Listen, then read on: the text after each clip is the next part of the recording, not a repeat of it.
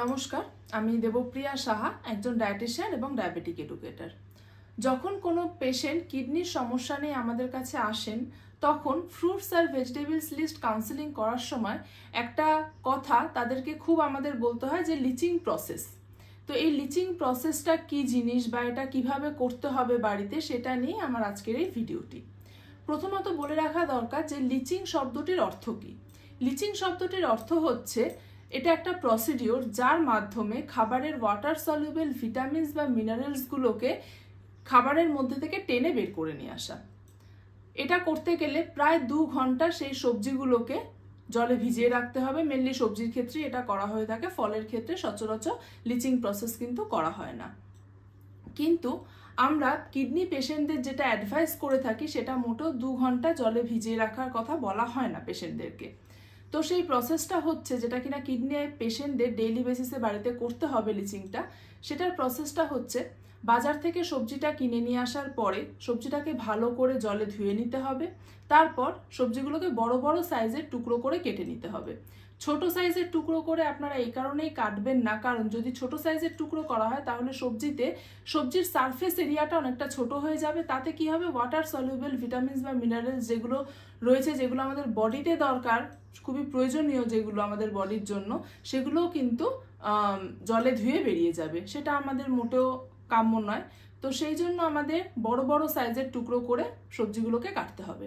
এরপর জলটিকে উষ্ণ গরম করে তারপর সবজিগুলোকে দিয়ে দিতে হবে তার মধ্যে, এবং সেখানে 2 ঘন্টা নয় 20 থেকে 25 মিনিট বা ম্যাক্সিমাম আধা ঘন্টা আপনারা ভিজিয়ে রেখে দেবেন সেরকম অবস্থায়।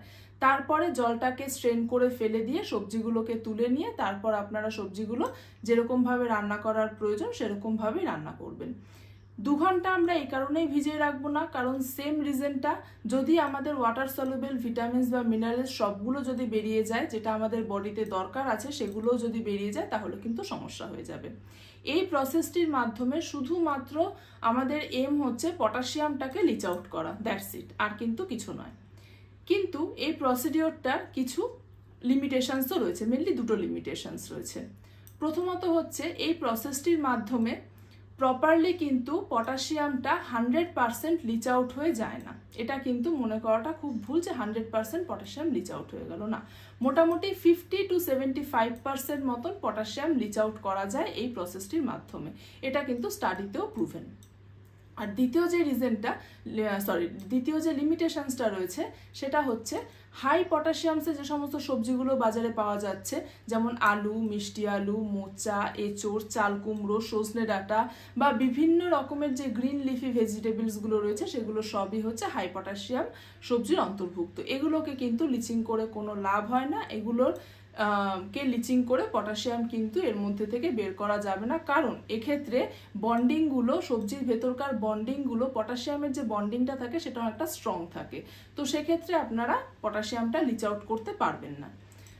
পটাশিয়াম লিচ আউট করার জন্য তাহলে কোন কোন ভেজিটেবলসগুলো দরকার, সেগুলো হচ্ছে মডারেট পটাশিয়ামের যেসব ভেজিটেবলসগুলো রয়েছে সেগুলোকেই একমাত্র আপনারা কিন্তু লিচিং করতে পারবেন। তার মধ্যে পড়ছে মূলো আছে, মানে সাদা মূলো, লাল মূলো, ক্যাপসিকাম, 3 রকমের যে ক্যাপসিকাম থাকছে, সবুজ ক্যাপসিকাম, লাল ক্যাপসিকাম, হলুদ ক্যাপসিকাম, সুইট কর্ন, লেটুস পাতা, বাঁধাকপি, বিনস, গাজর, কড়াইশুঁটি, এই সমস্ত সবজিগুলোকে, বা বেগুন, কাঁচা পেঁপে, কাঁচা কুমড়ো, এই সমস্ত সবজিগুলোকে কিন্তু আপনারা অবশ্যই বাড়িতে লিচিং করে নিয়ে তবেই একজন কিডনি পেশেন্টকে রান্না করে দিতে পারবেন।